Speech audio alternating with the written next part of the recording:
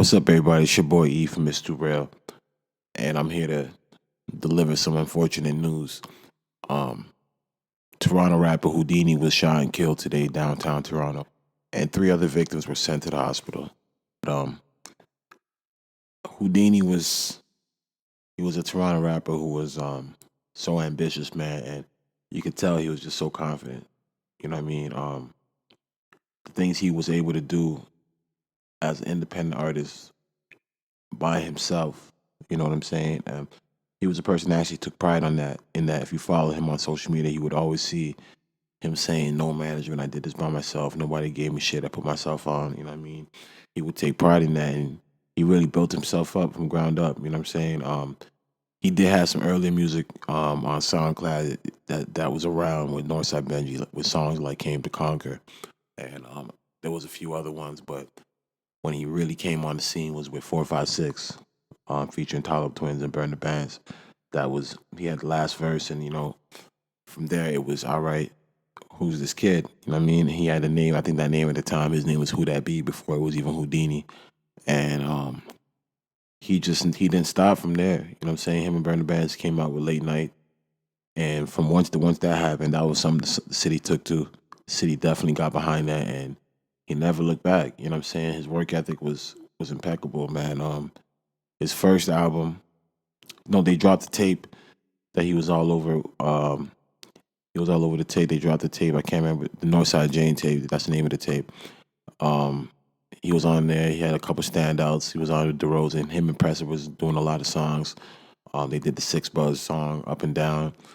Like he was moving up and up and up, and he was holding his own. You know what I'm saying? Presser had already set the standard of being the top rapper in the city, and whenever Houdini got on the song, he was never outshone. You know what I'm saying? He was even sometimes I was feeling up and down. He definitely had the standout verse. And then once that happened, he just started gearing up. You know what I'm saying? He just started gearing up. I think he dropped the No Hook freestyle, and then he just got into album mode. You know what I'm saying? And he just like he was for somebody who was as young as he was. You know what I mean? He passed away at 21 years old, and I'm talking maybe 2 years ago. So he was probably 19. Him just managing himself and doing the things he was doing. He had a lot of knowledge. You know what I'm saying? And he knew how to move as far as his business shit because he put out that tape, Who I Am, and it sat number 2 on the charts of all of Canada Apple Music. You know what I'm saying? Right behind Drake. You know what I mean? And obviously, that's Drake, so that he really was number one, if you really think about it. And I think he sat in the top 10 for at least a month. At least a month. He was in the top 10. You know what I'm saying? He was definitely the hottest rapper in Canada. I'm not mentioning Drake and those other guys, but it's just crazy, man. He dropped the second tape. Who would have thought? You know what I mean? He toured. I think he did like 7 or 8 dates. Around all around Canada. Some in the West Coast, some in the some out here in the GTA. You know what I'm saying? He was doing things that it's not supposed to be possible for you to do. You know what I mean? When you're from Toronto, he was showing, he was leading the way.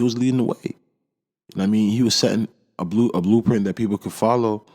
You know what I mean? If you're a young Toronto rapper and you want to find a way, or how can I make money? How can I monetize this shit? How can I be as big as I can be from where I'm from? You know what I mean? You could have followed his blueprint because he was doing that. You know what I'm saying?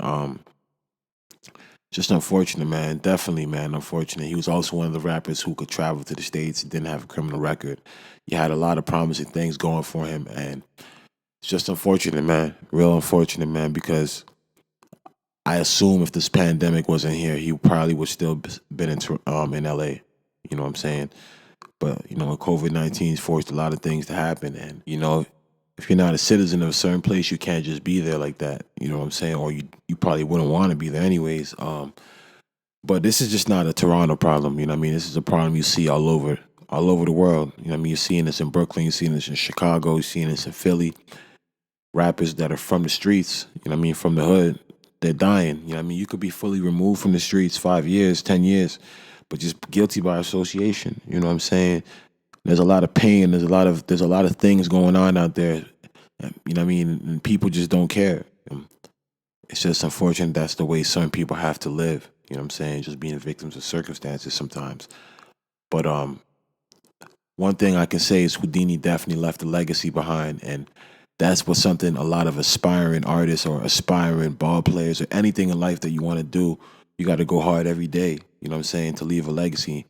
Houdini's legacy has definitely been cut short, but his footprints are definitely in the sand in Toronto in the music game. You know what I'm saying?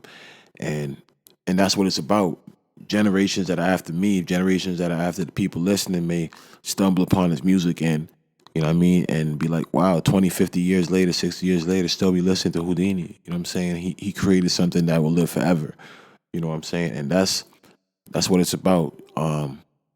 Going out there and just putting your best foot forward, man, and just giving the world the best thing you can do, man. And that's what he did. As far as Toronto, man, he conquered this shit. He did as good as as great as you can do. You know what I'm saying? Definitely in the time span that he was out, he did as great as you could have done. And his trajectory was, I couldn't even tell you because you know what I mean, he was just really just bubbling at 21 years old. He was really just bubbling.